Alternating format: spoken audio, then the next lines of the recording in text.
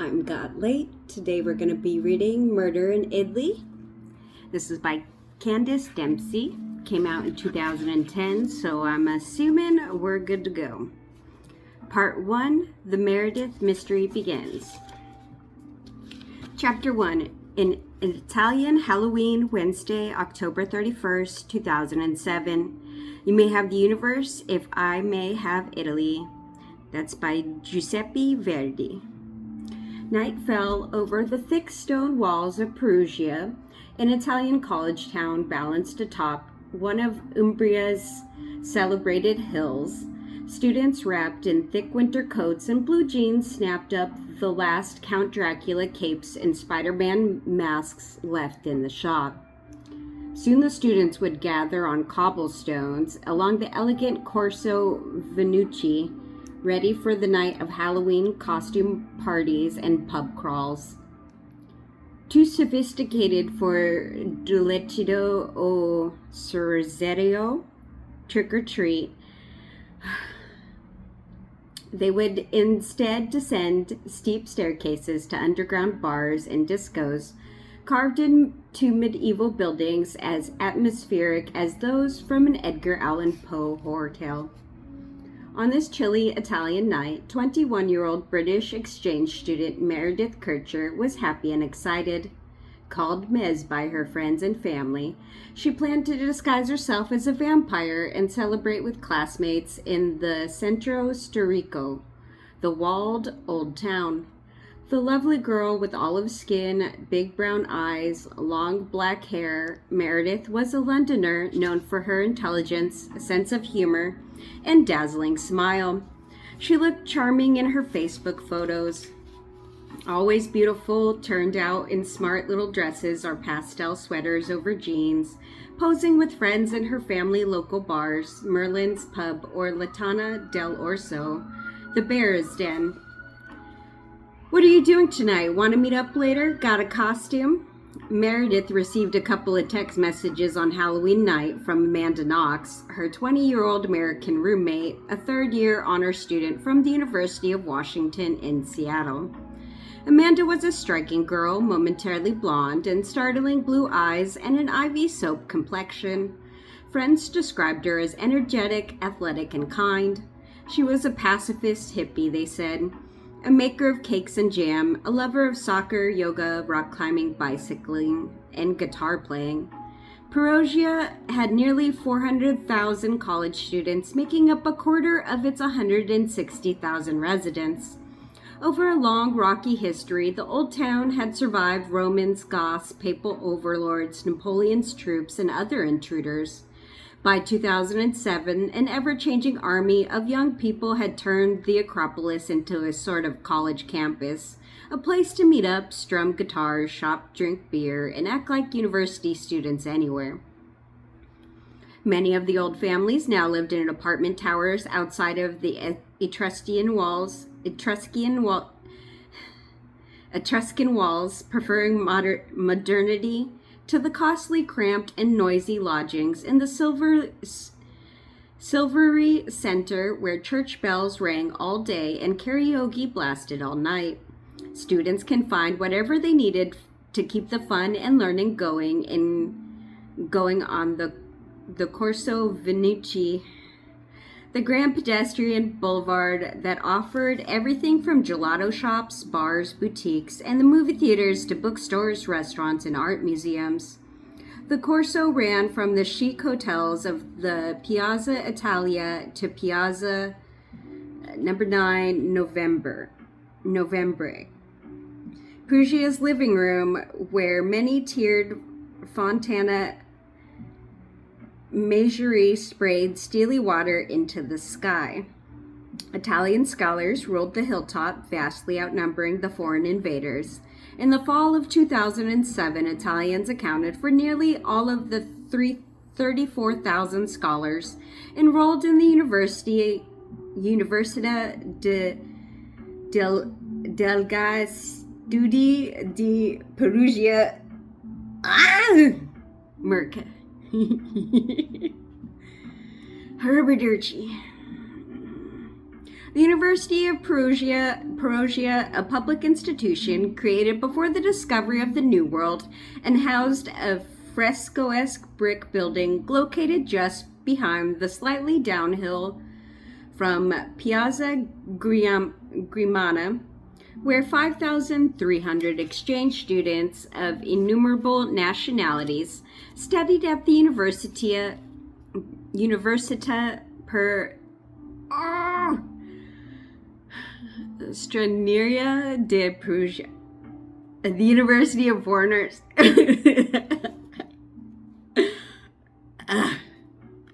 While outwardly friendly, the Italian students tended to shun the here today, gone tomorrow foreigners when handling out-party invitations in places where people are just passing through. Italians lose their legendary affability, noted Tom Parks, author of Italian Neighbors. A person will never see you again is not a person, but a chore.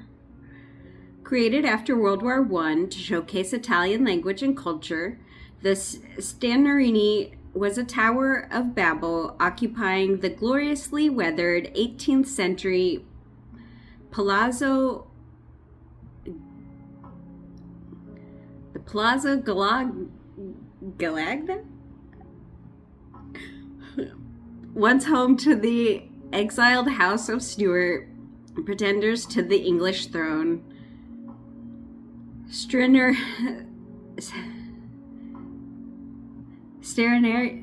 do you say that? Stranieri. Straneri scholars recited Italian grammar in the Baroque frescoed rooms of the original palazzo, learned to roll their R's in an unadorned fascist-era edition, and took classes on the modern campus of lemon-colored buildings set among the pines outside the city walls. Unlike the many foreigners who flitted in and out of Perugia like migrant butterflies, Meredith had signed on for a full school year in the prestigious Erasmus project, an exchange program only open to Europeans. A love of Italy had brought her from Colston,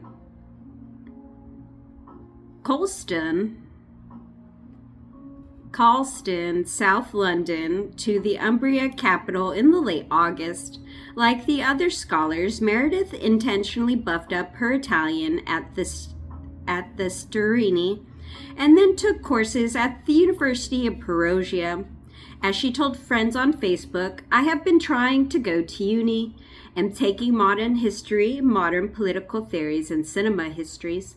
It's almost about the French Revolution, which I know nothing about. Would say it's going well. Miss you, especially dancing." The British girl was one of the handful of exchange students in Perugia from the University of Leeds, a state-run university in Yorkshire with about 30,000 scholars. Enrolled in the third year of a 4-year European Studies program, Meredith planned to either to be a journalist like her father, John Kercher, or to work with the European Parliament in Brussels. When Meredith first arrived in Perugia, she boarded in a hotel, but confided in her mother, Arlene Kercher, "Hi, Mrs. Kercher," that she felt lonely there, and so she looked about for shared lodgings. Now, 2 months into her Italian adventure, she had 3 roommates, Amanda and 2 Italian girls, Laura Mazzetti and Filomena Romanelli. They rented the upper floor of a whitewashed villa.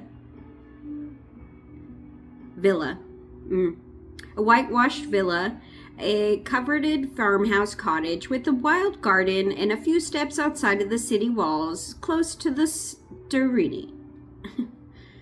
Meredith was a serious student who burned the midnight oil, but she also loved to dance and read detective novels. Her newfound British friends, mainly from Leeds or the University of Manchester, said she was warm-hearted and witty, but also cautious and a little reserved. They traveled around in a happy group, doing what foreigner students have done in Perugia for generations.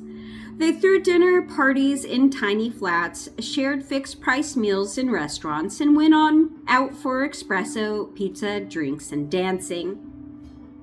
Meredith was never without a tiny British cell phone because her mother had been hospitalized with kidney disease and might need to reach her. Yet she never seemed troubled, her friend said. She was always smiling and serene. If she had any worries on her last Halloween, then she kept them to herself. Amanda Knox was dreaming of living in Italy since 2001 when she visited the country briefly on a family road trip. Like so many other Americans, she'd fallen in love with the people, the food, and the culture. She planned to be a writer, translator, and combination of the two. At the University of Washington, UW, pronounced UW, she majored in Italian and German and minored in creative writing. Her mother, Edna Mellis, was born in Germany to a German mother who had fallen in love and married an American soldier. The family had moved to the United States when Edna was a young girl. Amanda's family had encouraged her to study abroad in Germany, where relatives could help out if anything went wrong, but her Italian needed more work than her German, so she chose Perugia. I got advice that instead of going to Rome, where there are so many tourists, it would be better for me to go to a smaller place where I could be surrounded by Italians instead of other Americans. Italians called Perugia a sister city to Seattle, the city of chocolate and jazz, famed by Perugia chocolates called Bacai, kisses, and the Umbrian Jazz Festival hosted each spring.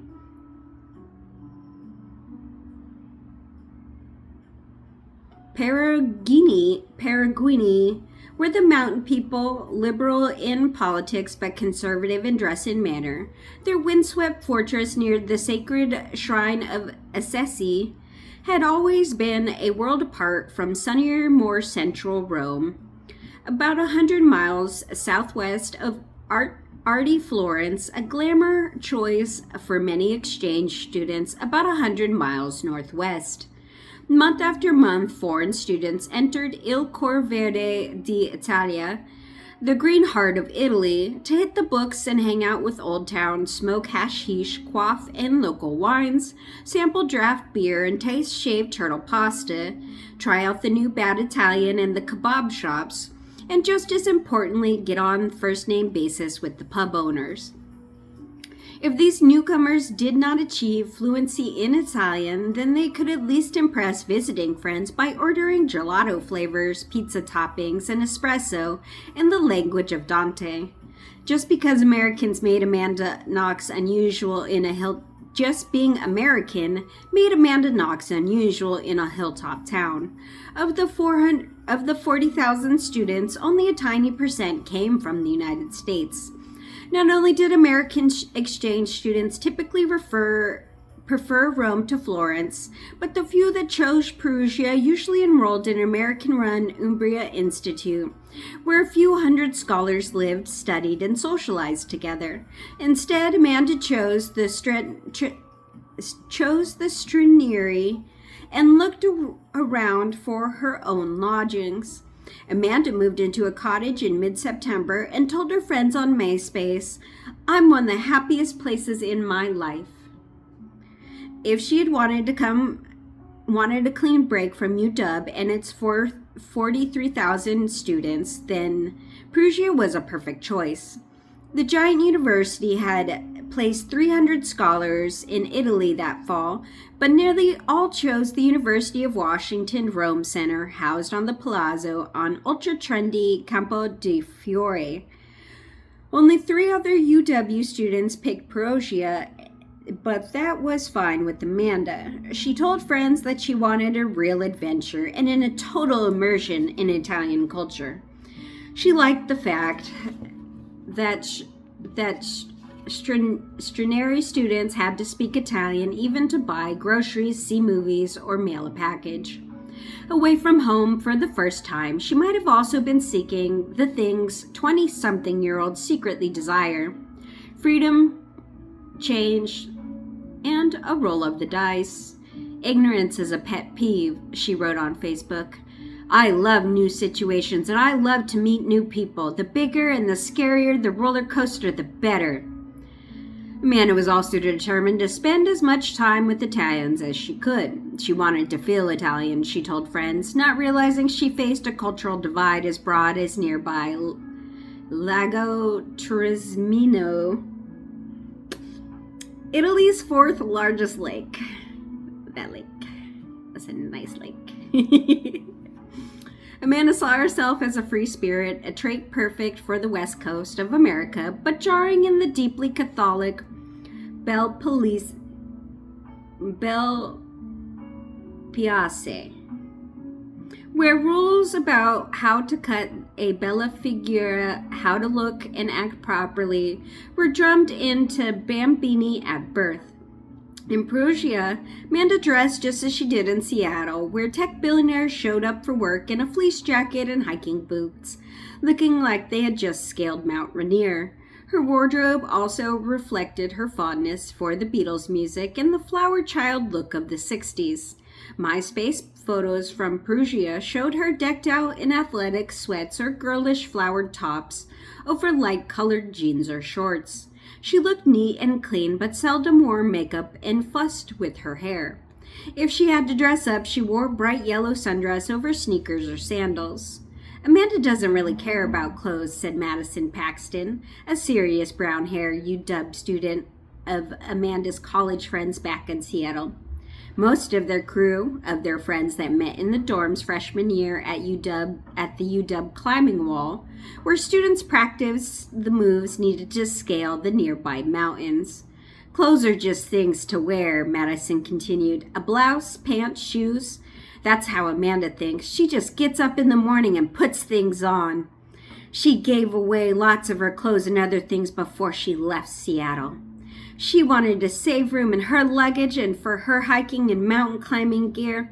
She thought that she was going to take all these great side trips in Italy. She wanted to get out into the countryside. She was excited about that. In her diary, Amanda listed her Toshiba laptop computer, musical equipment, and hiking gear as her most important possessions that she'd worked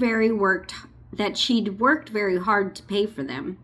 She always carried a big patterned bag, inside of which she stored brightly colored notebooks, the cover stamped with cartoon characters. She scribbled down every night, even her sexual fantasies, a habit she would soon regret. Amanda and Meredith shared the picturesque cottage with two Italian girls, Laura and Filomeni. It hung over the Fossa del Bellagio, a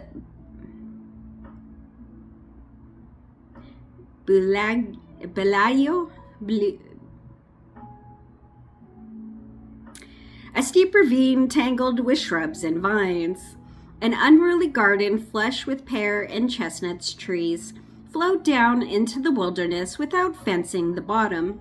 Tenants could see the upper reaches of the Timber River Valley and the Umbrian hills spiked with the church steeples, terracotta roofed houses, vineyards, olive trees, chipped stone structures, flowering shrubs, and pines. The rolling hills turned to purple as soon as they rose up into the snow-dusted peaks of the Apennine Mountains, offering what American novelist Henry James called Perugia's infinite view. When the flatmates were home, the cottage was a cheerful, bustling place. The side balcony had a white plastic table where Amanda liked to sit, enjoying the sun and strumming a guitar. Often, Meredith would pull up a chair next to her and read mystery novels. Meredith and Amanda's bedrooms were at the back end of the apartment, side by side, in a modern addition that faced a ravine. The two Italian roommates had chosen bedrooms nearer to the street and next to each other. Laura and Filomeno were in their late 20s, close friends, and trainee lawyers for the same local law firm. They found the cottage through a leasing agent in August 2007, and then ran newspaper ads and posted flyers in search of additional tenants. Amanda had responded first. She breezed into Perugia at the tail end of August on a 2-day trip with Deanna, her much taller and blonder 19-year-old sister. The Seattle girls got lost their first day and wandered up and down the steep slopes of the town, becoming hot and cranky until finally locating their hotel. The next day they explored the old town, charming by the chic shops on the Corso. In the video Deanna shot around that time, Amanda fidgeted with her hair and fretted about finding lodging in the semester, saying that she couldn't think of nothing else. So on September 2nd, the two sisters spent a stressful day searching for a place that Amanda could rent. Their search took them to a downhill from the center, through the much photographed Etruscan Arc, and into the gritty Piazza Grimana, which had a drugstore, coffee shop, bookshop, and newsstand. Right outside the university for foreigners, Deanna spotted a brown-haired girl putting up a flyer that advertised 2 rooms for rent. Deanna ran back to tell her sister. On MySpace, Amandaknox described her first encounter with Laura, the skinny girl, and Philomena. Deanna wants to shop some more, but I need to find a place to live, so I searched desperately through Italian classifieds. I also buy a phone. Then when we walk down the steep road to my university, we run into a very skinny girl who looks a little older than me, putting a page with her number on the outlier wall of the university. I chatted up with her. She speaks English really well, and we go immediately to her place, literally 2 minutes from my university. It's a cute little house that is right in the middle of this random garden in the middle of Perugia, around this apartment building, but we enter through the gate and there it is. I'm in love. I meet my roommate Molly. The room has a kitchen, 2 bedrooms, and 2 bathrooms and 4 bedrooms. Not to mention a washing machine. Not to mention she owns 2 guitars and wants to play with me. Not to mention the view is amazing. Not to mention that I have a terrace that looks over the Perugian city of countryside. Not to mention that she wants to teach me her yoga. Not to mention that they both smoke like chimneys and she offers me to open the room after we hang out for a bit. We exchange numbers. I put down the down payment. I'm feeling sky high. These girls are awesome, really sweet, really down to earth, funny as hell. Neither are students. They are desperate for roommates because the two they wanted disappeared all of a sudden. They are relieved to find me, believe it or not, because apparently everyone else they have met has been really not cool. After Amanda signed on the dotted line, she and Deanna departed for Germany to stay with her mother's relatives. Not long after, meredithkercher also heard about the room for rent and contacted Philomena. She showed up at the cottage to take a quick tour. She too liked the mesmerizing view and easy access to the universities. Indeed, the cottage was a find in a country where standalone houses lay outside of reach of many paychecks. The remodeled kitchen had a tacked-on living room, a luxury item in Perugia where builders chop student flats up of ancient buildings. Thus, a flat may consist of a little more than a long hallway with door openings into tiny bedrooms, plus cooking facilities and a bathroom or 2. Meredith moved in on September 10th, 2007. Amanda, after returning from Germany on September 20th, 2007. Each girl put down $3,000 euro a month, about 450 USD, to live in the flat. So Amanda actually saw the house first, but Meredith moved in before her, said Fiona, a vivacious girl with long brown hair and little round spectacles. I remember that because Meredith was able to give Amanda some advice about getting around to the center and things like that. The friendship between the 2 foreign students blossomed at first, Philomena said, because both girls were students, English-speaking, and new in town. Amanda had less time to hang out at home after she started classes in early October, taking Italian grammar, culture, conversation, and pronunciation. A few weeks later, she found a part-time job at Le Chic, a local pub. Meredith was also busy, but the 2 girls continued to explore books, run errands, go out for dinner, and hang out together in the center. When the popular week-long Euro Chocolate Festival began in late October, they attended it together. exploring the white tents pitched on the Corso, where the vendors offered everything from chocolate popcorn to Perugiana nuts. Perugiana chocolate nuts. I like chocolate. Afterwards, Amanda told her parents that she had a great time and described her British roommate as fun, beautiful, and smart. They had interest in common. At the beginning, they surely had a good relationship. There was no reason not to get along, Philomena said. Nothing that both were pretty girls who made friends easily. Along the way, they didn't really go separate ways, but they developed personal interests that pursued individually. Like Meredith, Philomena found a high-spirited American girl eccentric. She had quite a lot of interests. She liked sports, music, yoga, and languages. Sometimes she had unusual attitudes, like she would start doing yoga while we were speaking, or she would play guitar while we were watching TV. For Amanda, everything was perfect. She missed loved ones in Seattle, she said on her last MySpace blog post on October 15, 2007, but had made plenty of friends and was having lots of fun. Everything is great. My house is awesome. Although the little cottage offered many charms, and few parents would have chosen it for their daughter, mapped in the Via Perigola 7, it actually stood in the busy San Angelo, an arterial that spiraled upward from the valley floor. Locals called the area a brutta zona, a bad neighborhood. Developers had built a solid wall of modern apartments right across from the nosy street, plus a large beige garage.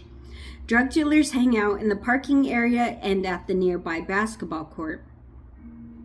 Isolated on the ravine, the cottage lacked the solid encircling walls, grilled windows, burglary systems, protective lighting, and beware of dog signs that protected money estates on the same slope. And even there, break-ins were a problem. Any athletic person could climb over the cottage's metal fence and simply stroll through the never-bolted gate. Leafy trees and shrubs shrouded in the cottage exterior walls on the three sides, providing cover for intruders. Once the tenants had found a drunk sleeping in the garden. The house was also very dark at night, Philomena complained. After seeing a photo of the cottage, one of Amanda's aunts had told her to be careful and to always lock her doors, and that even before the aunt discovered the front door had a defective lock. If you didn't close your door with the key, it opened by itself, Amanda later explained. You couldn't just shut it, the wind would blow it open. Meredith's friend Pietro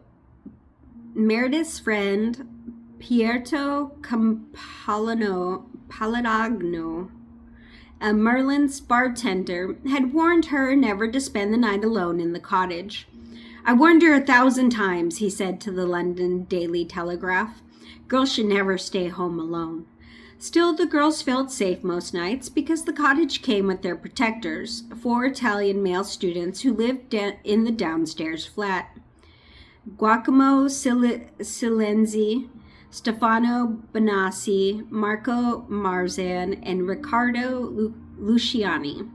The girls enjoyed going out for pizza and beer with those neighbors, and for nearly 3 weeks the British girl had been seeing Giacomo, a good-looking, muscular 20-year-old with a shaved head and gold-studded ears, who was in the second year of an international communications program.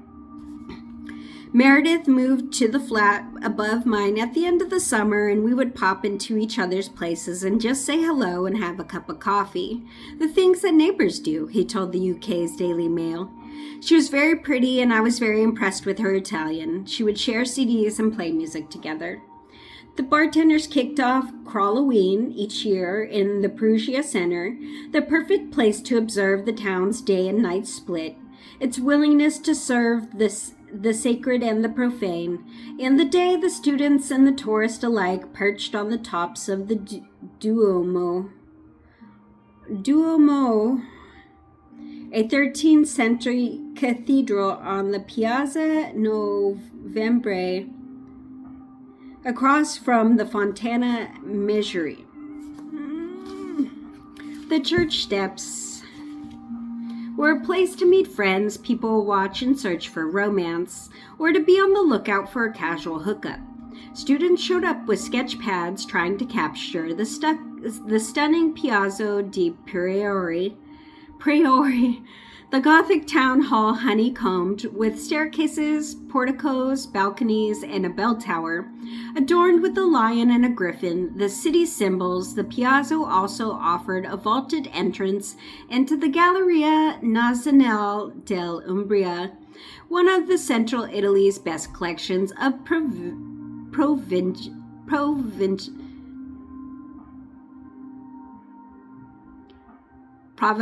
art.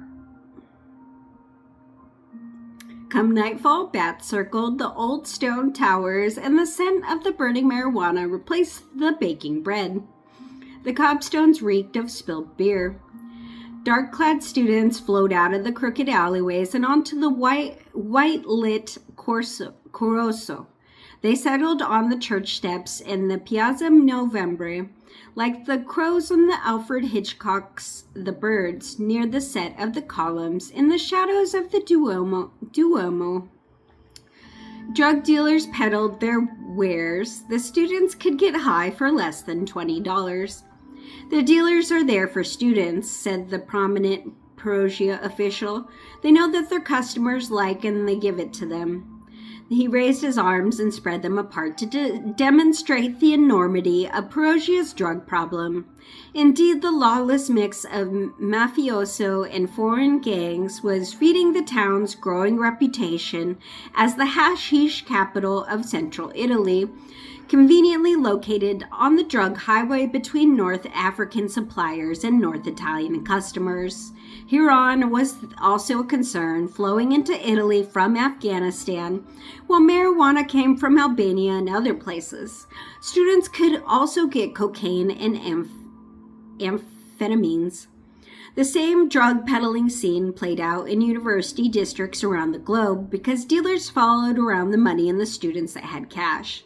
But the shrewd observer could tell that Perugia students were drunk on life or illegal substances.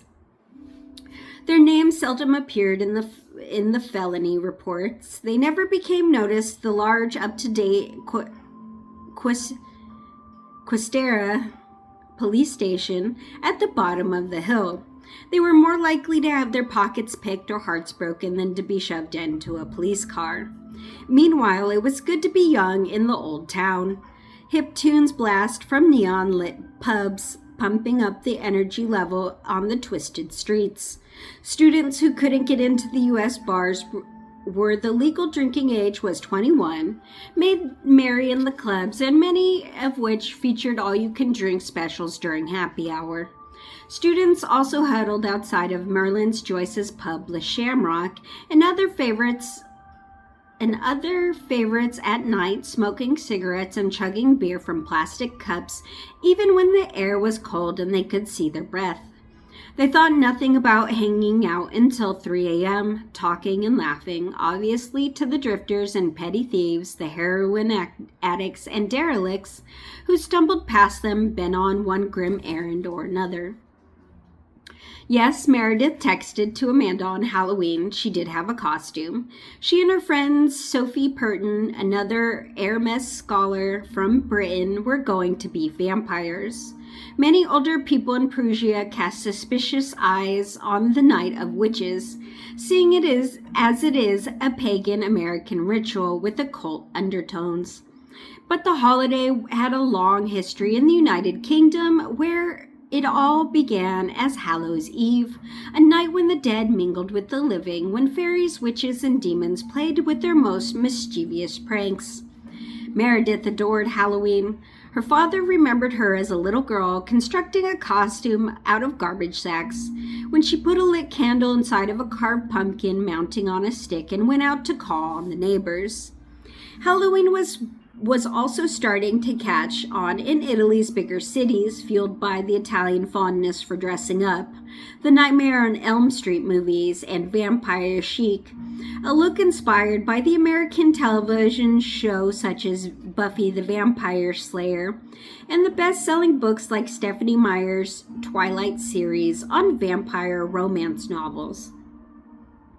On Halloween night, Meredith came out of her bedroom to show off her newly bought Count Dracula cape, black choker, and fake teeth to Philomena, one of her Italian roommates. The girls happily discussed the difficulty of achieving vampire chic through makeup. Meredith was a careful girl who liked to get things just right. She spoke to Philomena in the Perugia Patois, a confusing mix of English, Italian, and abundant hand gestures. Then the British girl went into the white-tiled bathroom she shared with Amanda. The builder had barely managed to squeeze the bidet, sink, and shower stall into the closet-sized space. On the tiled floor, the girls had spread a very ordinary blue-looking bath mat. Meredith brushed her thick black hair, letting it fall straight down around her shoulders. Then she changed into her costume. Before she left the house, she texted her American roommate to let her know that she couldn't join her because she already had been invited to dinner. As girlfriends do, she signed off with a little X as a kiss. When Amanda received the text, she was at a nearby flat with Raffaele Celestito, her wealthy Italian boyfriend whom she had been seeing for less than a week. He was tall, awkward Harry Potter look-alike with light brown hair and green eyes, who wore rimless glasses and a wardrobe of thick scarves, designer shirts, wool sweaters, blazers, and trench coats. His mother had died of natural causes, not by suicide, and as the press would later claim, when he was in his teens, and he got along fine with Mira, his father's second wife, a striking blonde who wore oversized black sunglasses and couture wool coats with fur collars like an Italian movie star. Raffaele had many loyal friends and a close relationship with his father, Francesco Celestito, a well-known urologist, and with his sister Vanessa. Amanda had bought a Halloween makeup for Raffaele and suggested that they go to the disco, but he told her he hadn't celebrated the holiday since he was 15 and preferred a quiet evening at home. Besides, he had many things on his plate, including a thesis to write about and a hoovering father who kept asking when it would be done. At 8:30 p.m., Amanda replied to Meredith's text saying that she was heading to Le Chic where she worked the next 2 days. "Maybe we'll see each other, call me." Meredith turned the collar up of her Count Dracula cape and said goodbye to Philomena for one last time. And she left the cottage. She climbed the stone stairs to Via del Pergola and kept going up until she got to the flat of Robin Butterworth and Amy Frost on the Via Bontempi, about a 15-minute walk. There she joined Sophie Purton and the other British guests for dinners and a drink party. According to Robin, a tall black-haired lead student from Northampton, Amanda was certainly not invited to share in their fun.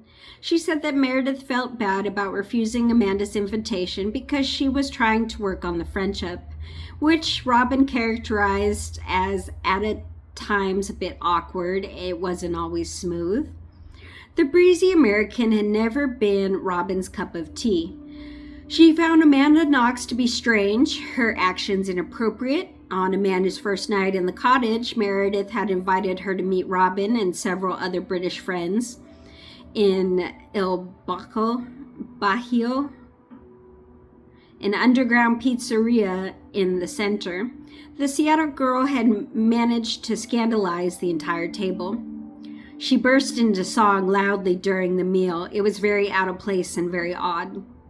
Asking about the singing incident a year later, Il Bacco's manager shrugged, fingering the cash register keys wearily, and said that he didn't remember American Girl with the loud voice. How could he?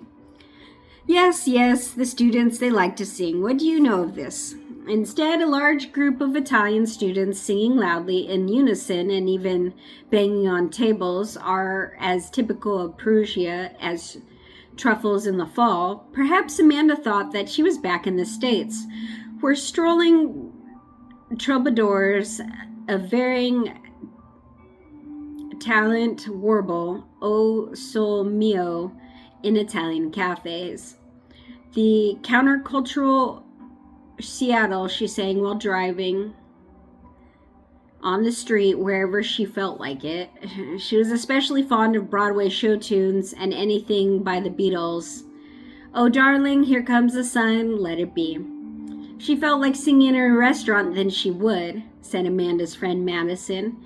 Maybe she felt really happy that night because she was in Italy. Amanda is one of the least judgmental people I've met, so sometimes it's hard for her to understand that even if she doesn't overanalyze every little thing like everyone else does, people will still do that to her. It wouldn't cross her mind for her singing would bother people, because it would never bother her if others did that. Only a few members at Meredith's British social set had actually met Amanda, and they all knew about the singing. At their dinner parties, they often dished about the brash UW student. Meredith shared a laundry list of grievances, saying Amanda skimped out on the cleaning, neglected to flush the toilet, annoyed by her speaking Italian at every opportunity, and strummed the same fucking chord on a guitar over and over again.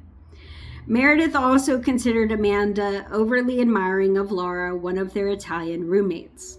Not only did Amanda have too many ear piercings, according to Meredith, but she had also gotten them because she wanted to imitate Laura, who at least had 4 on each ear. Meredith would tell us about things Amanda did that got on her nerves, but she didn't necessarily think that these things were bad, just strange, said Amy. Meredith's best friend in Perugia, a blonde student from Derby with blue eyes and a small upturned nose. Indeed, differences between roommates about noise, cleanliness, and visitors are stuff of which college handbooks are made. Communication is said to be a key to resolving differences, but Meredith couldn't quite bring herself to talk to Amanda about these issues. Friends blamed their reluctance on the British Reserve. Criticizing somebody else's bathroom habits was bound to make somebody feel uncomfortable. It was a bit awkward, Robin said. Meredith didn't know how quite to proceed. She talked to us in the best way to go about it. Meredith also expressed surprise about how quickly Amanda had found romance, mentioning to her father, Amanda only arrived about a week ago and she already has a boyfriend. Amanda did have a boyfriend, but not from her first week in Perugia. She had met Raffaele Celestito on October 25th during the classic music concert at the Storini. She'd gone there with Meredith, but the British girl went home during intermission.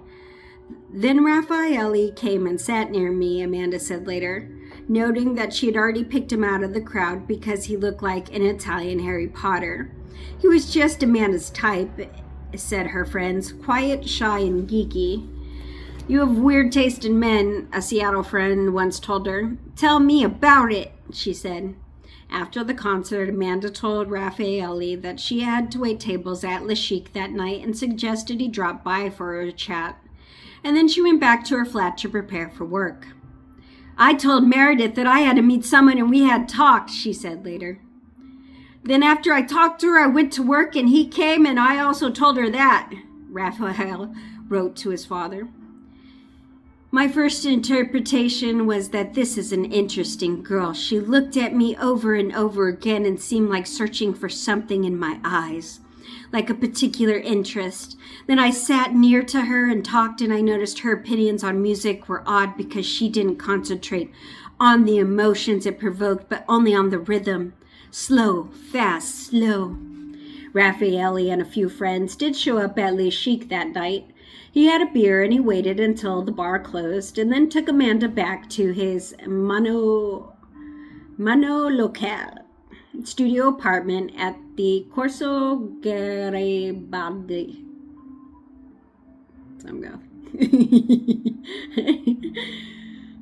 Only about 10-minute walk from the girl's house. Few students could afford to live alone in the expensive old town, but Raffaele not only had his own place, but also a weekly maid service.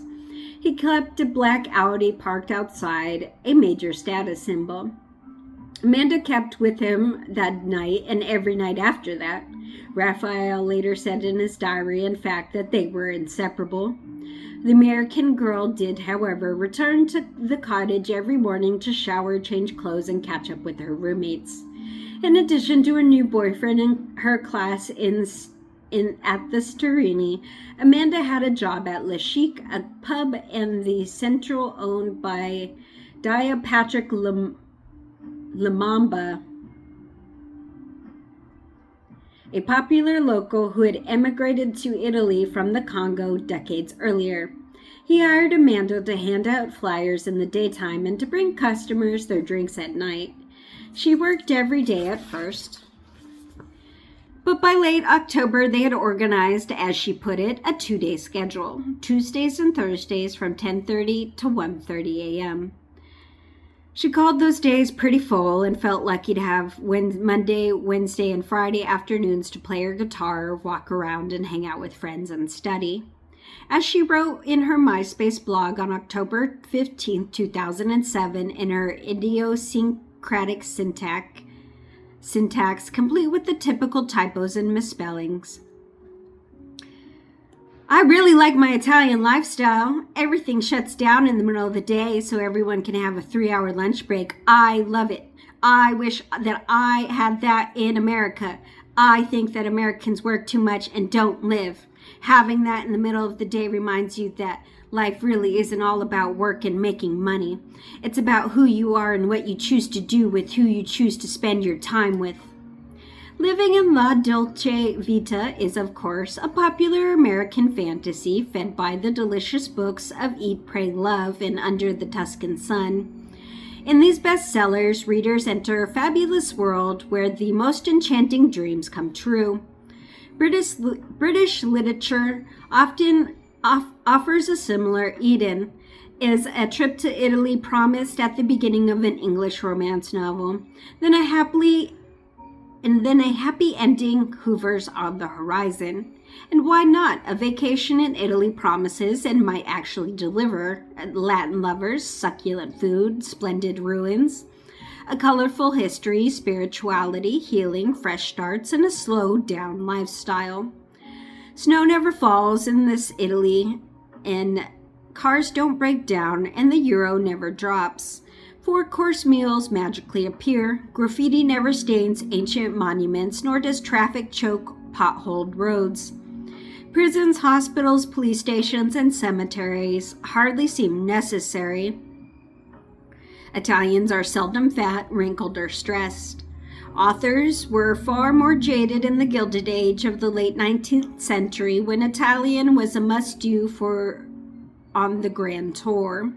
American heirs saw the Bel Paese through rose-colored lenses at their peril. In Edith Wharton's short story Roman Fever and Henry James' novel Daisy Miller, the writers pitted their heroines' openness and optimism against the unfamiliar restraints of antique Catholic culture. They used Roman fever to refer not only to influenza, but also to the sort of willful blindness about the dangers of the world. The flirtatious Daisy Miller, for instance, makes an ill-advised nightmare visit to the Roman Colosseum, notoriously germ-ridden during the era. Later, she tells Winterbourne, one of the many suitors, that she never saw anything as pretty as Rome after dark. I am afraid that you would not think Roman fever very pretty, he says. This is the way people catch it. The cottage Italian's tenants had a far different take on the two foreigner girls and their relationships than did Meredith's friends. None of the lodgers upstairs or downstairs reported any tension between the two girls. Nobody ever heard Amanda criticize Meredith or raise her voice to anyone at any time. In fact, Marco Marzan, one of the downstairs, said the relationship was idyllic. Laura called it normal. Giacomo, Meredith's boyfriend, used the word tranquil. Of all the people in the house, they got along the best together, he said, calling the girls natural allies and good friends. Amanda was always outgoing. She started coming down to our flat from the start when we hardly knew each other. Sometimes she brought us cakes she made. Other times she asked me to play music with her. I played bass and she just began playing the guitar. She loved music, especially the Beatles. Neither girl enjoyed confrontations, according to Amanda's family and friends. She fell apart when people yelled at her, losing her self-confident facade. She turned red and burst into tears when someone made her angry, and she left the room and wrote them a letter, outlining her grievances, trying to understand them herself. Another habit Amanda would regret. As the housework, according to the boys downstairs, Philomena and Laura complained that they did more scrubbing than the two foreigner girls combined. Meredith did a bit, the Italian roommate said. Amanda did none. For that reason, Philomena had installed a cleaning chart only days before Halloween. Amanda had already missed a cleaning session. If she kept up that pattern, Philomena could not imagine how the infractions would tally up at the end of the year. Laura believed in the vigorous bathroom scoring and floor mopping, but wondered if she herself was being too meticulous. Cleaning aside, the foreign girls caused few problems. They had cash, they paid the rent, they were studious. Neither of them made scenes or even threw a single party. The way Amanda described it, the two Italian roommates hung out together, said Amanda's friend Madison. They were older, they had the same job, and then there was Meredith, who had already had a group of friends. Amanda was running in and out, saying hi, and she would kind of scoot by them and try to get by everybody. I felt very comfortable with Meredith, Amanda said later. I trusted her. I often asked her for advice. In fact, she found the Londoner glamorously European, admired the multicultural good looks of Meredith shared with her sister Stephanie, her two brothers Lyle and John Jr., courtesy of their mother, who's of Indian descent, and their Caucasian father. No doubt Amanda and Meredith had wildly different personalities, yet on paper they made a good match. Amanda also had 3 siblings, her sister Deanna and 2 half-sisters Ashley and Delaney. Both Meredith and Amanda were English-speaking, book-smart, and middle-class. They had gone to pricey prep schools, Amanda to the Jesuit-run Seattle Preparatory Academy, Meredith to the all-girls Palace School of John Whitgift. They were both enrolled at giant public universities, their parents were divorced, and their families were close and loving. The girls adored their mothers, loved Italy, and longed to master the language, and worked hard to make their Italian dreams come true. Meredith was on scholarship in Perugia while carrying a full load of classes at the UW. Amanda had managed to simultaneously hold down 2 part-time jobs, including a barista gig at World Cup and a coffee shop in Seattle's Raffish University District. Later, when Amanda became infamous around the world, a former customer would leave a rare compliment on the website of the University Washington Daily. I don't really know amandaknox personally, but I met and talked to her a few times, and we worked at the espresso place. She took my orders a few times and made my sandwiches and got my soup. She seemed really nice, bubbly. Sometimes I would walk there, and she would be at the table studying Italian. I hope she didn't do it.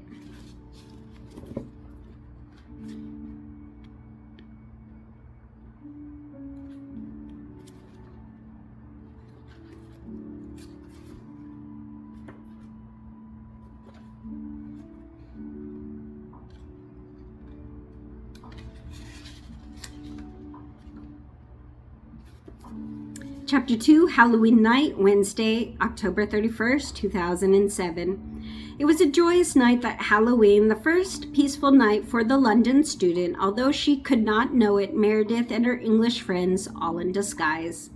That was by Cuori dell'Umbria. On Halloween night, Meredith and her friends lingered at the supper table, talking and drinking punch until about 10:30 p.m.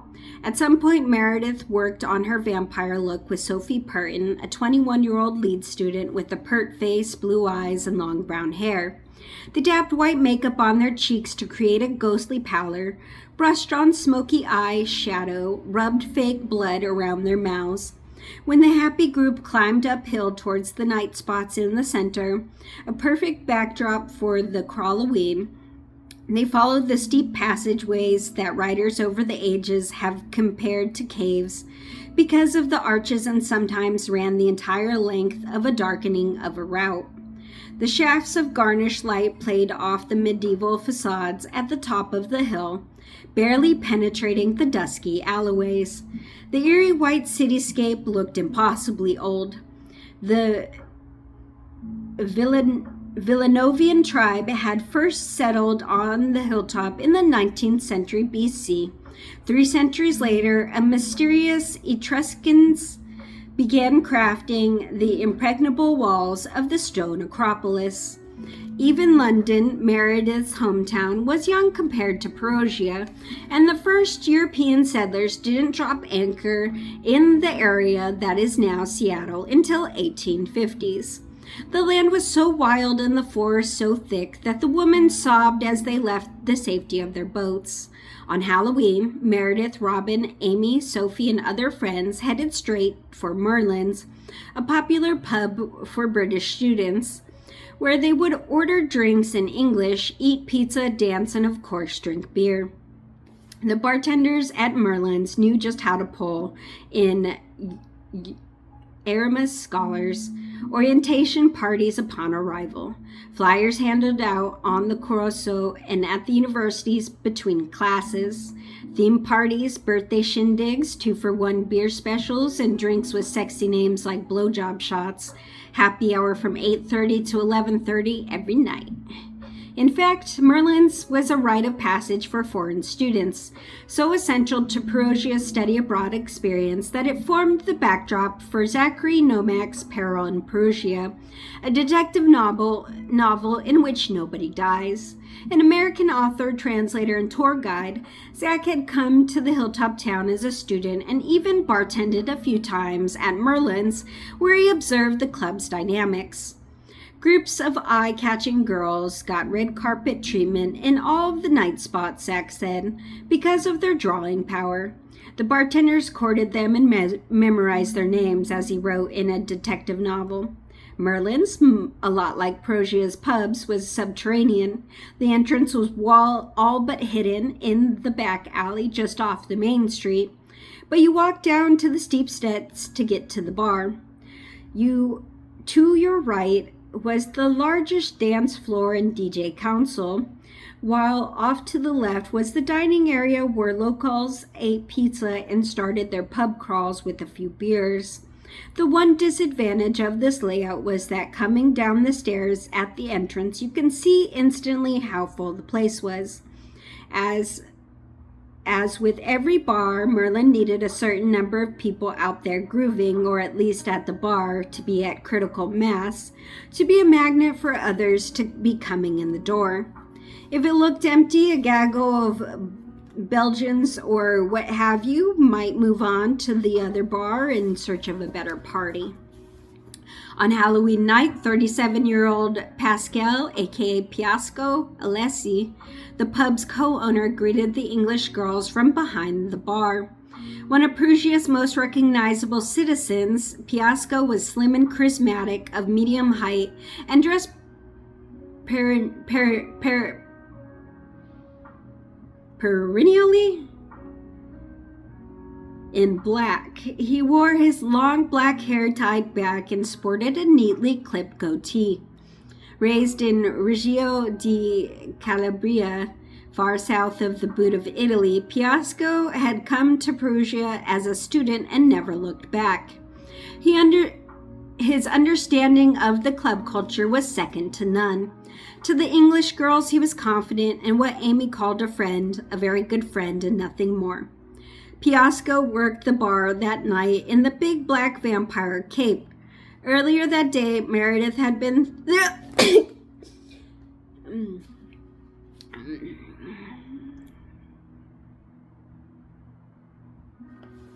Salud.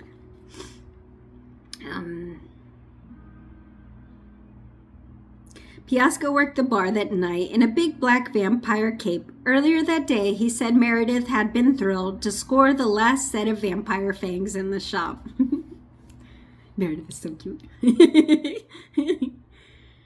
Team Meredith, what's up? Piasco said it was typical of the English student to work out the sharing arrangement. He flaunted the upper choppers, the better part of the deal, while she made do with the lower. Meredith was tiny, Piasco recalled. She was a really nice girl. She liked to go out with her friends, but I never see her with problems and never see her drunk. She liked to dance, and those girls sometimes would get up and dance on tables. He laughed. I have a picture of Meredith on a table like that. She's always liked to go out with Sophie and Robin and have fun. But she would watch out for them. She was the careful one. And now we have to go home, she says. We have to get up tomorrow and go to class. The DJ at Maryland's kept the Halloween party running for into the night and to the top of the charts tunes, mixed in with the occasional Madonna hit from the 1980s. Amid the crush of mass students, Meredith posed with two buddies for a striking photo. She leaned in from the left, her lips outlined with fake blood and the collar of her Count Dracula coating covering her neck. In the center stood her friend Pietro Palagno, the Marlin's bartender, in a garish white mask from the movie Scream. To the right, another friend was disguised in a Polizia uniform, wearing a shiny helmet and with the visor pulled down, pointing the plastic assault rifle in Meredith's direction. She looked happy, self-confident, fun, a lover of life, her aunt called her. We were having a good time, said Pietro later to the British tabloid reporter. But there were a lot of people we didn't know, especially because they were masked. A few evenings later, police would come into Merlin's other bars, trying to match the names to the mask, wondering if Meredith could have met someone on Halloween who showed up on her doorstep the next night. Indeed, a gregarious young man named Rudy Gade would make that very claim. An Italian resident from the Ivory Coast, he was a music lover of uncertain occupation, a fantastic dancer, a skinny 20-year-old black man in a white country, estranged from his family in a culture where family is everything. He often shot hoops on the court in the Piazza Grimana, a 5-minute walk from the girls' cottage, and had played for a while on a local team.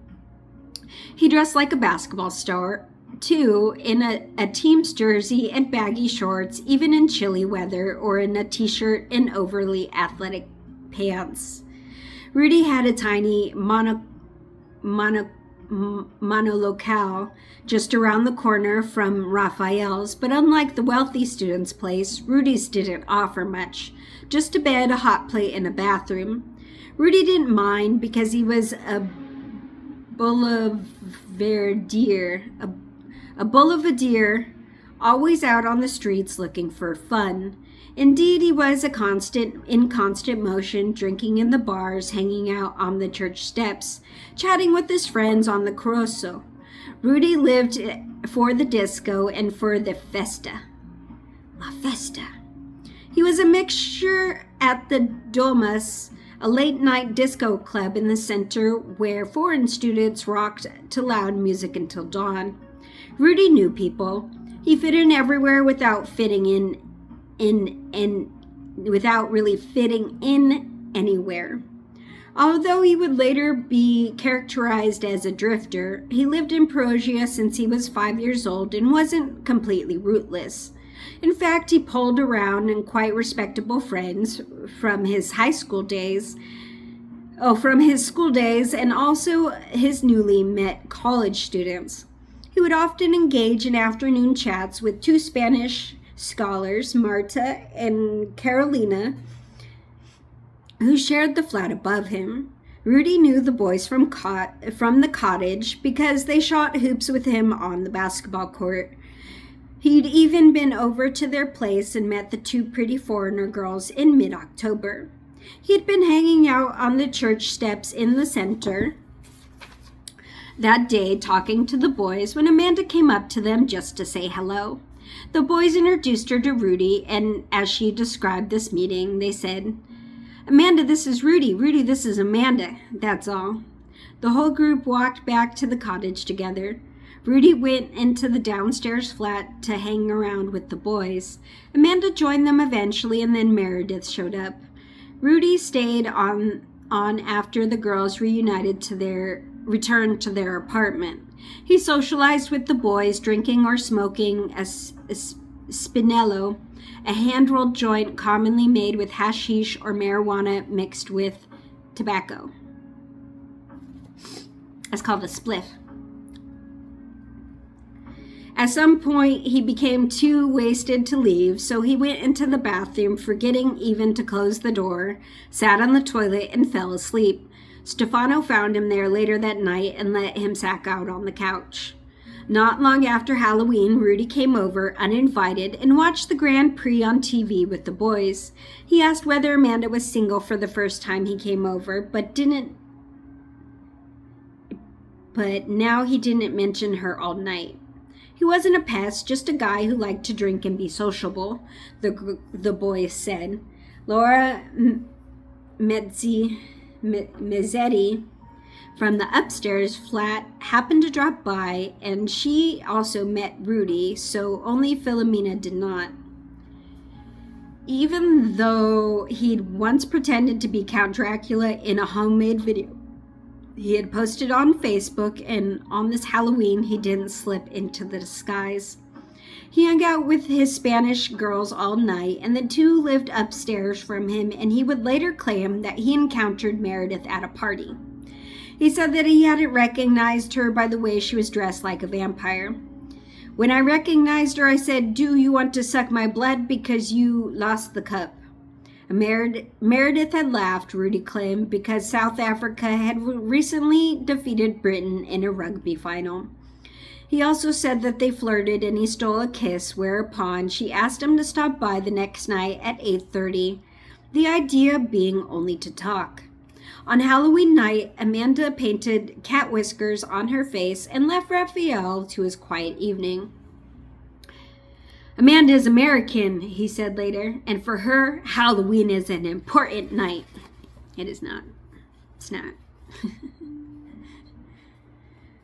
The truth was that he'd already had a very full day. First, he'd gone to graduation party for his friend Francesco, and he'd hung out at his buddy Paolo's place, and finally he'd whiled away for the afternoon with Amanda and shared supper with her. They were suspended blissfully in that honeymoon phase so annoying to outsiders when lovers make up pet names and find each other perfect and indulge in public displays of affection.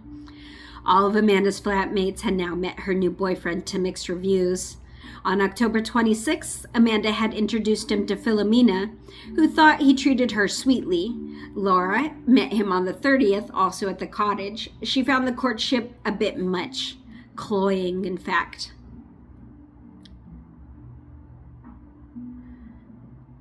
Piccionchinili, she called them, little lovebirds.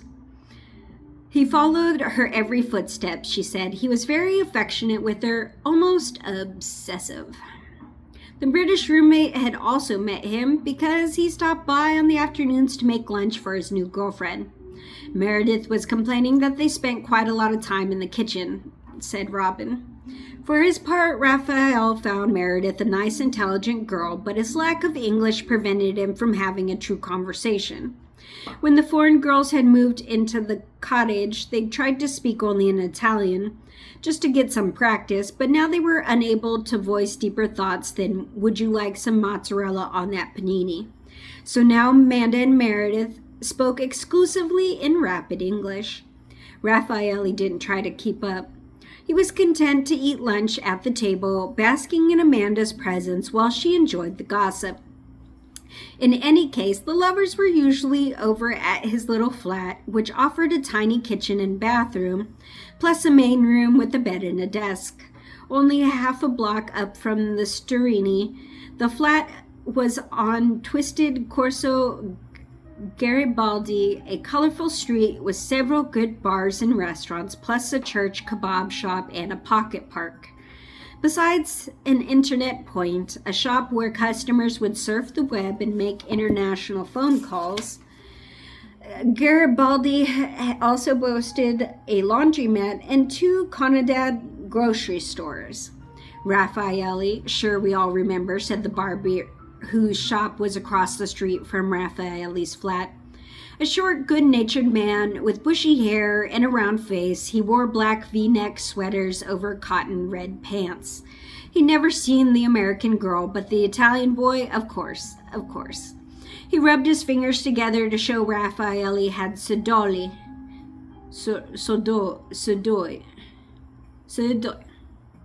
He has money.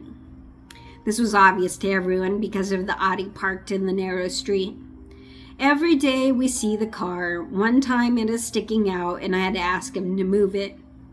The barber laughed as he clipped the client's hair. He explained that Perugia was a quiet place. People are cautious and observant. They recalled these little incidences and through the windows of their streets. Yes, Raffaele was very polite. He moved the car right away, and he had always been quiet, never a problem over there. The barber gestured with his scissors to the nondescript terracotta building where Raffaele had his flat. Scholars were very nice boys and girls, but also very loud, he explained, that they also often begin the school year with admirable intentions, planning to hit the books, but then they discover the festa concept of life. Pretty soon they are spending most of their time and money on the clubs. They don't clean their rooms, the books gather dust. Fun Erasmus. The barber put down his scissors to demonstrate this balancing act. He pretended to put fun on the palm of his hands and Erasmus on the other. In the end, fun tipping the scales. It wasn't even a contest. "What can you do?" he said. Although Raphael was 3 years older than Amanda, the age difference wasn't overly apparent. In fact, both students seemed young for their ages in looks and naivete. Although he was a serious boy for the most part, Raphael had a playful side. He was very fond of video games and dreamed of being a gamer, creating games himself in a high-tech central like Seattle. He liked the download MAGA cartoons on his computer even when Amanda was over. He was the product of a sheltered life, having spent his time in prep schools at the Anosai, a very strict boarding school in Perugia reserved for doctor sons. Anosai. During his first 2 years at University of Perugia, he lived in the dorm, and then he had escaped Germany for his Erasmus year. Theoretically, the German connection could have been bond between him and Amanda, except that Raffaele had found the experience depressing apart from the partying. He was, by his own admission, a nervous person who used hashish to calm his nerves. He admitted to having experimented with cocaine at 17, but told Amanda that he avoided harder drugs. Before meeting Amanda, Raphael had written on his blog that he was tired of the usual evenings and longed for extreme experiences, 2 phrases that would surely come back to haunt him. One local understood Raphael's longing for knew only too well. Frank Sfarzo, creator of the Perugia Shock blog, was personable, black-haired investigative journalist with intense brown eyes. Like Raphael, Frank Sforza was a doctor's son and a former Onosai student. After getting a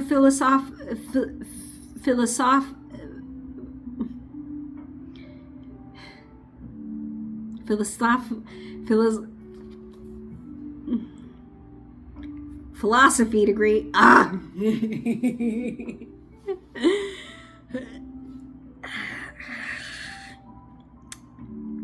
From the University of Perugia, he had done many things, from working in the film industry to being a part-time professor.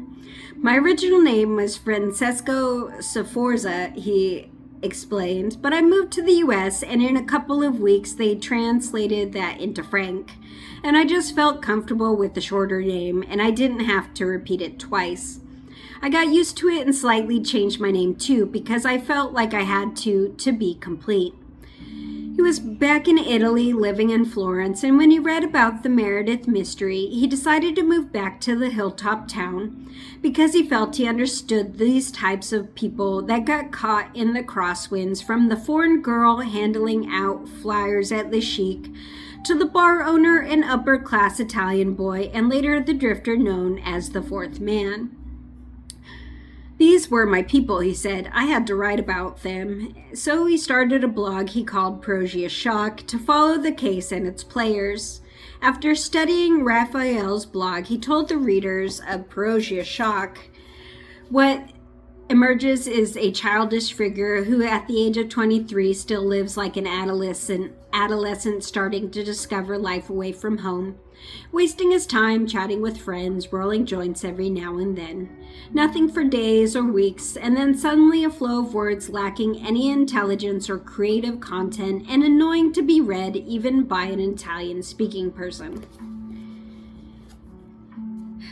Naturally, the talkative Amanda had already told the world about Raphael, even discussing him with her American ex-boyfriend David, who everybody called DJ. He was a tall boy with long-legged, athletic build and brown hair, and he usually wore long parted down the middle. He often tucked his red bandana into his back pocket of his khakis. DJ and Amanda had met when they were UW freshmen, all through the mountain climbing activities, and dated throughout their sophomore year. We immediately became friends, DJ said, adding that he had been attracted to her positive, friendly attitude. Most everyone likes Amanda when they first meet her, although some people don't like her for having so much energy. I think that they're just bitter, though. When junior year rolled around, they both chose to study abroad, Amanda in Italy and DJ in China. For that reason, they decided to break up. Neither of us wanted to hold the other back, said DJ. However, we continued to be close friends and stayed in close touch. When Amanda left for Italy, DJ drove her to the airport. He also bought her special headphones so that she could talk to him on Skype, a computer program that allows users to hear and see each other over the internet. Nice. Sounds high-tech. She looks so cute with her headphones on, he said. Twice a week, we talked over Skype. I can't even imagine how much money she must have spent on internet cafes. Soon the Italian press would accuse Amanda of being a femme fatale. But before she met Raphael, she had complained to DJ and other friends about the rudeness of Italian men. She hated the catcalls on the streets. She said she'd never been around males who were that blunt about their sexual interests. "Your place for me," was the pickup line that Italian men yelled at foreigner girls on the Corso. "Amanda dislikes it when people focus on her beauty," TJ said. Okay. I'm so tired of talking about amandaknox already. "Amanda dislikes it when people focus on her beauty," DJ said. "She doesn't think of herself as beautiful. That's for starters. She doesn't like it when people are superficial and go on and on about her looks." "She's always been attracted to nerds," said Amanda's stepfather, Chris Mellis, a computer network manager at the real estate development company in Seattle. Amanda's kind of a nerd herself, and when she was in college, she'd come over to her house, and the first thing she would do would get down on the rug and play with her dogs. That's who she is, very down to earth. Nothing trying to put on airs. Not trying to put on airs. I don't know what that means. A round-faced, brown-haired man with sardonic sense of humor, Chris had married Amanda's mother, Edna, in 2002 when Amanda was 15. She had been discovered from Kurt Knox since Amanda was... She had been divorced, from Kurt Knox since Amanda was 3 years old and had raised their 2 girls in a tiny house within a 10-minute drive from the home of Kurt and Cassandra Knox, Kurt's second wife, the mother of Amanda's 2 half-sisters. After Edna married Chris 13 years her junior, they remodeled and enlarged their West Seattle dwelling. Edna, a brunette schoolteacher with huge blue eyes, a characteristic of her family, described her daughter as the type of girl who told you everything, even things you didn't want to know. You'd say, "Amanda, I've had enough. I don't need to hear every single thing." Amanda's so quirky, guys. Jesus. When Amanda told her mother about Raphael, though, it came as a relief because Edna had worried about her daughter heading home in the dark after work. "Don't worry, Mom, there's this really nice boy and he walks me home every night," she assured her. "We just knew Raphael from over the phone," Chris said. "Amanda put him on one night," she said. "Here, say hello to someone." Raphael's English was functional, certainly better than Amanda's Italian. Since Amanda was determined to learn Italian, however, she tried to speak to Raphael in his language. He was happy to function as her translator, speaking first in Italian and then repeating the same thought in English as best he could. They were literally in the phase where you could point to a chair and say chair in another language and you could pick up that word, said Christina Hagg, Edda's sister. She lived in Seattle, a part of a large extended family that socialized frequently together.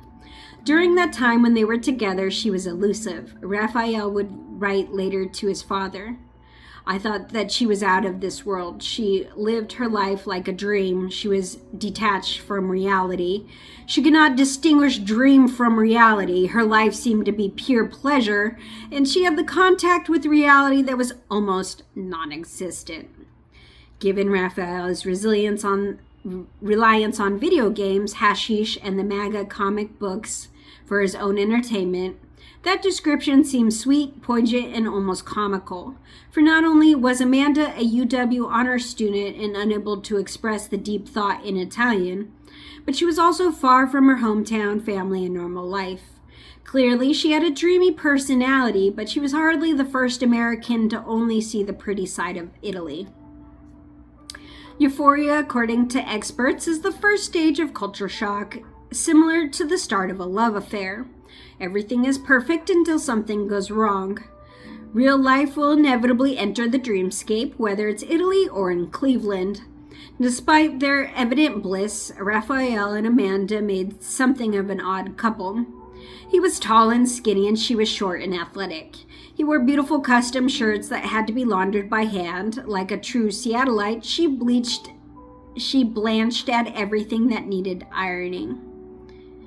He was Catholic and she was practicing agnostic. He was wealthy and she had been raised in a pleasant but not opulent circumstances. There was also the class difference peculiar to Italian society. For an American girl to go around in public with an upscale Italian guy, that's quite a coup, said Zach Nowak, working part-time at the Umbria Institute. Raffaele was telling people that she was his girlfriend, and he was taking her around, talking about introducing her to his dad. She was meeting his friends. You don't see Italian guys do that for foreigner girls, so hey, good for her. The relationship ran on accelerated time, even in Perugia standards. Raphael was scheduled to receive his degree in computer sciences on November 16, 2007. His father was already scouting around, looking for just the right restaurant for the graduation party. Raphael envisioned a merry celebration, a banquet with friends, relatives, at a night romantic restaurant for me and Amanda only. Once the festivities were over, his father planned to travel with him to Milan, where Raphael was to register for a master's degree at Bocconi University. Meanwhile, Amanda studied. Raphael worked on his thesis. 2 nights a week she worked at Le Chic, and he showed up after hours to walk her home. He enjoyed cooking meals for her, and she called herself his sous chef. One night, Raphael had even dialed his father and asked for a recipe because he wanted Amanda to make risotto, a delicious, creamy, time-consuming rice dish. "I like to cuddle her, give her security," he would say later, when the press portrayed him as Amanda's pawn. "It made me feel important." After Amanda left him on Halloween, she strolled uphill the Piazza Grimana to Le Chic to enjoy some off-work moments. The cozy bar was wall-sponged in bright colors, white futuristic-looking bar stools, and ethnic paintings. Patrick Lumumba, Amanda's boss, was the owner, was a well-known and respected local who wore his hair in short braids. He lived quietly with his common-law Polish wife, Alexandra Beata Konia, and divided their 19-month-old son. Amanda described Le Chic on MySpace. "It's a really small place owned by this man from the Congo. His name is Patrick. My other fellow employee is a guy from Algeria who is crazy, good dancer, and yet he really likes dancing with me. Haven't quite figured that one out." Like, every time I put on an American accent, I forget I'm American, but I'm not American like that. I'm not American. I feel like I'm annoying myself with my American accent. The Algerian guy from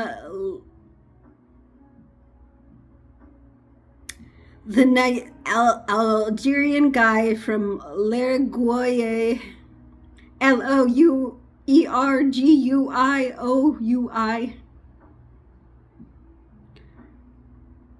L'Erguoui, Juba, known as Juve. I don't know if I said that right. Oh my god. I need a map. In 1 degree of separation in Perugia, Laura had introduced Juve's a person. Sorry, my bad, dude. Juve to Amanda. Is it Javi? Juve? Javi? Had introduced Amanda to Patrick. Javi, that does sound right. That makes sense. Javi was my personal contact at work, Amanda said. At least he was one who had often had to translate for me, to tell me what I was supposed to do. Also, because since my Italian wasn't great, I would listen to Patrick and then I would turn to Javi and ask him what I was really supposed to do, and he spoke to me in English. Amanda was the first American we met, and we decided to hire her because of that.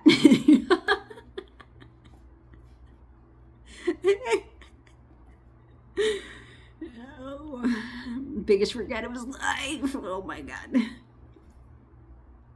In some ways, Amanda was well suited for the work. She was outgoing, attractive, and talkative, but she was also somewhat absent-minded, the kind of person that never checked the time. Patrick found her sweet, but complained that he had to remind her to wait on customers and to stop chattering with her friends. At first, Amanda's had worked every night, but then they organized, as Amanda put it, the 2 nights a week gig. Patrick's bar was only open about a month old, not terribly busy, so it wasn't clear if he'd scaled back her hours because he didn't need the help or if he was unhappy with her performance. For her part, Amanda said Patrick was a good boss, though she disliked being used as eye candy. Poor Foxy Noxy. While conceding that he did tell her to stop chatting with her friends, she also believed it was enough to bring customers their beer and peanuts, smiling while she did it. "I went out of my way not to flirt with customers," she would write in her diary. In any case, working while going to school was tiring. She was beginning to question why she bothered when she had more than $4,400 stashed away in her bank account. It might be better for her to quit and just enjoy a semester in Italy. After leaving La Chic on Halloween night, Amanda went to meet Spiros Gattisos, a big, well-liked Greek student with black hair that formed a widow's peak. He became her friends because he supervised the internet point near the cottage where she had spent time to talk with DJ on Skype. Spiros was just coming out of Merlin's when she met up with them. They went to a few other places, and then Amanda said she was tired. She asked her to drop her off by the fountain, saying that she had a date with a new guy, somebody she really liked. He was so shy. She added that she didn't feel great about it, Spiros would later tell the Telegraph, because she was having a simultaneous relationship with an American boy whom she kept in touch with, but she was smiling about it. In Raffaelli's diary, he described drawing an abstract figure on his face during and going to meet with his new American girlfriend by the fountain. "I took a stroll downtown after I met Amanda. From there, we returned home, and immediately I passed the night watching a film. When closing time hit Merlin's at 2 a.m., the British girls weren't ready to call it a night. The shutters went down on every pub in the center at the time except for Domus and Via Priori. There, the action didn't even get started until midnight and continued until dawn. The music is pretty funny," said Iagora.com, a website aimed at Perugia's college students. "It's very much a pick joint for more Italiano boys in the area to prey on the foreign girls. But if you go there with a bunch of friends, it is very harmless and great fun. I wouldn't go every night, but it is a place where everyone inside is having a great time." Piasco often moved his customers over to the Domus at closing time. On Halloween night, Meredith and her friends left Merlin's and headed out over the Corso. They turned left at the fountain and walked through the Piazza Morlacci,